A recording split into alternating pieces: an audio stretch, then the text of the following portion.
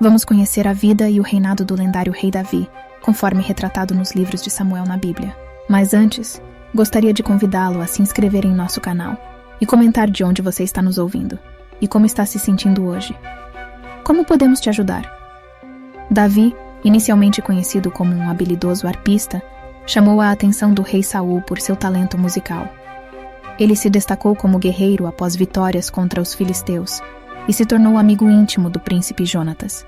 No entanto, devido à desconfiança de Saul, Davi fugiu para o deserto, onde formou um pequeno exército e se tornou um mercenário, servindo tanto os filisteus quanto liderando seus próprios homens.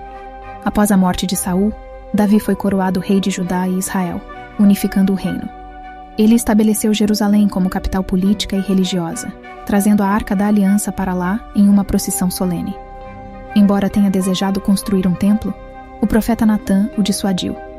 Davi liderou o povo em várias excursões militares, fez alianças políticas e expandiu seu reinado. Ele também instituiu reformas administrativas, criando um conselho de sábios, estabelecendo um exército com guarda de honra e guarda real, além de um sistema de partilha de terras sob a coroa. No entanto, a narrativa bíblica também destaca seus erros, como sua relação com Batseba e a subsequente morte de Urias, o que trouxe desafios e consequências para seu reinado. Um pouco sobre Davi e Golias. Golias, o campeão dos filisteus, estava liderando uma invasão na terra de Israel.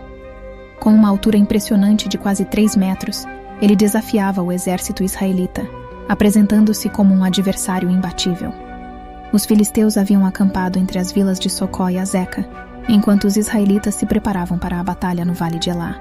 Davi, um jovem pastor e 8º filho de Jessé, ouviu o desafio do gigante e se voluntariou para enfrentá-lo, mesmo não sendo um soldado experiente. Com aproximadamente 15 anos de idade, ele acreditava na ajuda de Deus e se dispôs a lutar. O rei Saul, inicialmente hesitante devido à idade de Davi, finalmente concordou após ouvir seu testemunho de coragem. Apesar de receber a oferta de usar a armadura do rei Saul, Davi optou por enfrentar Golias com seu estilingue e 5 pedras lisas do riacho. No Vale de Elá, frente a frente com o gigante, Davi lançou uma pedra com precisão, atingindo Golias entre os olhos. O gigante caiu e Davi usou a espada de Golias para decapitá-lo. Um pouco sobre Davi e Batseba. Durante um cerco militar, o rei Davi permanece em Jerusalém e avista uma bela mulher, Batseba, tomando banho. O rei a convoca e ela engravida após esse encontro. A Bíblia não é clara se houve consentimento mútuo nesse relacionamento. Davi tenta encobrir o caso chamando o marido de Batseba, Urias, de volta do campo de batalha, esperando que ele passe a noite com sua esposa e acredite que a criança seja dele. No entanto, Urias não visita sua esposa, frustrando os planos de Davi. Para encobrir seu erro, Davi elabora um plano terrível. Ele ordena a Joabe, comandante do exército, que coloque Urias na linha de frente da batalha e depois o abandone, resultando em sua morte. Com Urias fora de cena, Davi se casa com a viúva, Batseba. Mas Deus não fica em silêncio diante desses acontecimentos. Ele envia o profeta Natã para confrontar Davi com seu pecado. Natã profetiza que a espada nunca deixará a casa de Davi, anunciando consequências trágicas pela traição e assassinato. Davi, ao reconhecer sua culpa, busca o perdão de Deus. Natã o consola, revelando que, embora a punição seja severa, Davi não será morto. No entanto, a criança nascida do relacionamento com Batseba morre após 7 dias, como predito. As palavras de Natã também se cumprem em relação a Absalão, filho de Davi, que se rebela em busca de poder e vingança. Após a morte do filho de Saul, os anciãos de Israel se reúnem em Hebrom e proclamam Davi como rei de todo o Israel. Uma nova era está prestes a começar. Davi tem um desafio pela frente: conquistar Jerusalém, que era uma fortaleza jebusita. Com coragem e estratégia, ele vence essa batalha e escolhe a cidade para ser a capital do reino unificado. Mas a história não para por aí. Davi toma uma decisão que vai definir o curso de seu reinado. Ele decide trazer a Arca da Aliança para Jerusalém, com planos de construir um templo grandioso para Deus. No entanto, o profeta Natã aparece com uma revelação divina. Deus proíbe Davi de construir o templo, reservando essa tarefa para um de seus filhos. Natã também traz uma mensagem de esperança. profetizando que Deus estabelecerá o trono de Davi para sempre, selando um pacto eterno com sua casa. Mas os desafios continuam. Davi enfrenta e vence diversos inimigos, incluindo os filisteus, moabitas, edomitas, amalequitas e amonitas. Sua coragem e liderança são evidentes quando ele derrota o rei Hadadezer de Aram-Zobá. A história da revolta de Absalão nos mostra um lado humano e frágil de Davi, que, embora seja um pai amoroso, não conseguiu controlar a rebeldia de seus próprios filhos. O rancor de Absalão foi alimentado pela falta de ação de Davi diante do terrível incidente envolvendo seu meio-irmão Amnon e sua irmã Tamar. Amnon havia cometido um ato horrível ao violentar Tamar, mas Davi não tomou medidas severas contra ele.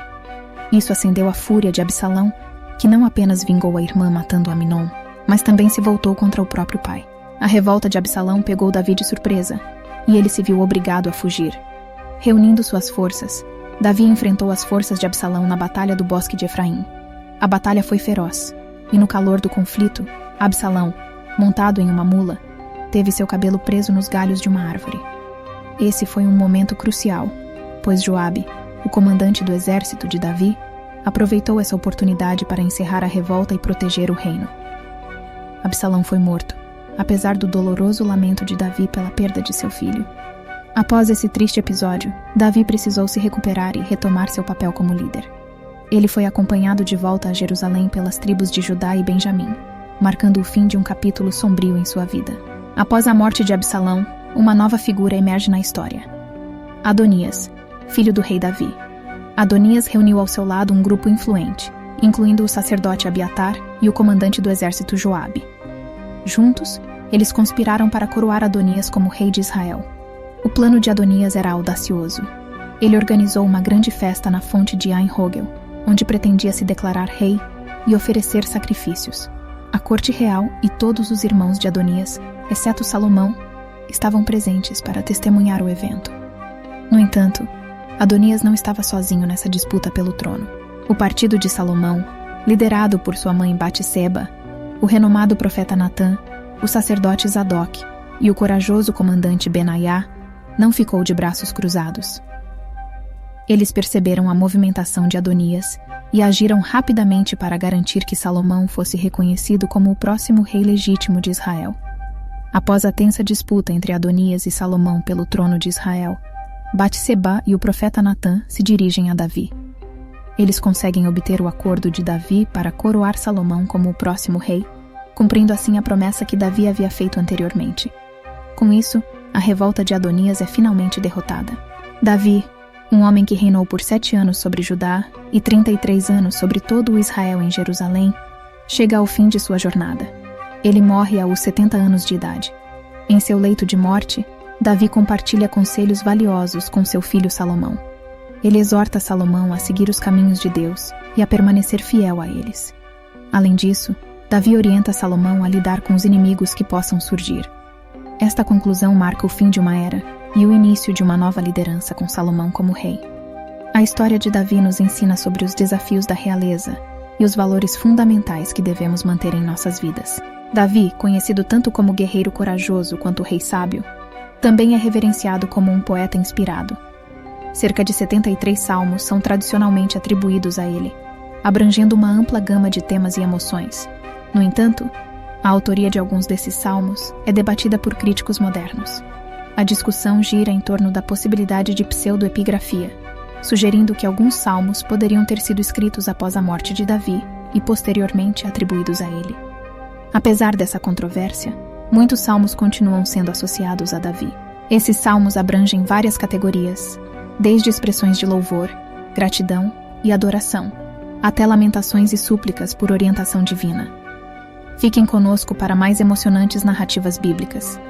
Se você está ansioso para continuar explorando as histórias da Bíblia, não esqueça de se inscrever e ativar as notificações para não perder nenhum episódio. Que a presença de Deus seja uma constante em sua vida, trazendo bênçãos, alegria e amor. Deus os abençoe.